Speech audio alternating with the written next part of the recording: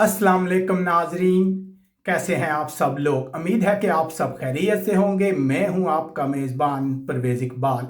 आज 13 अप्रैल और सोमवार का दिन है। जैसा कि आप जानते हैं कि मैं आपको मुसलसल लगा रखता हूं कोरोना वायरस के बाद यूरोप की बदलती हुई सूरत हाल से।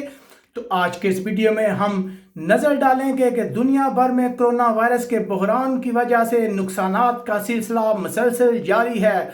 बरतानिया से हम आपको बताएंगे कि लाखों टन शराब के खराब होने का खदशा है। इसके अलावा दुनिया भर में ज़राअत का शोबा और दूध की सनत को भी बहुत ज़्यादा नुकसान पहुंचा है इस बहरान की वजह से। लेकिन सबसे पहले अगर आपने अभी तक हमारे चैनल को सब्सक्राइब नहीं किया तो फ़ौरन सब्सक्राइब कर लें। इसके अलावा हमारे इस वीडियो को ज़्यादा से ज़्यादा लोगों तक शेयर करें ताकि तमाम लोगों तक ये इन्फॉर्मेशन पहुंच सके।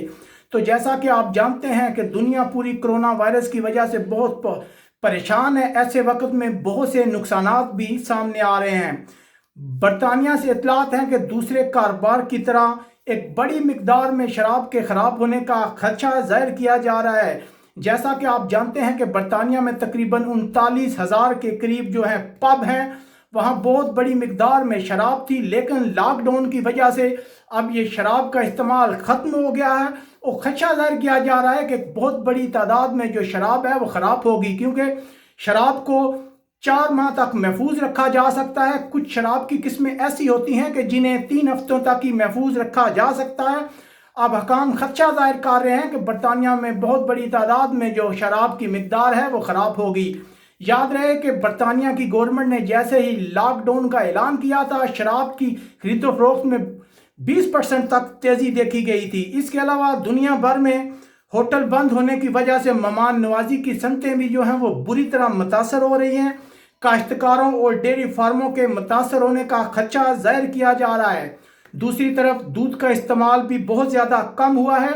अंदाज़ा है कि अमेरिका में 1,40,00,000 लीटर योमिया दूध जो है वो ख़राब हो रहा है। दूसरी तरफ बरतानिया से भी इतलात हैं, वहाँ भी खदशा जाहिर किया जा रहा है कि 50 लाख लीटर के करीब दूध के ख़राब होने का खदशा है।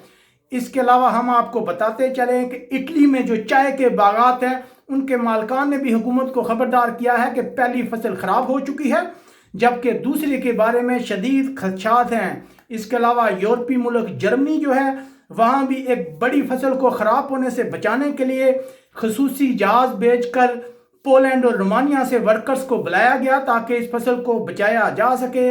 इसके अलावा जो दूसरे ममालिक हैं इटली और स्पेन जो है वहाँ भी ज़राअत का शोबा बहुत बुरी तरह मुतासर हुआ है। यहाँ पे गवर्नमेंट को बहुत ज़्यादा कारकुनों की कमी का सामना है जो यहाँ काम कर सके। इसलिए अब मुतबादल के तौर पर इन मुल्क की जो गवर्नमेंट्स हैं वो तमाम जो तारकीन वतन को यहाँ इस्तेमाल करने का इरादा रखती हैं ताकि नुकसानात को कम से कम किया जा सके।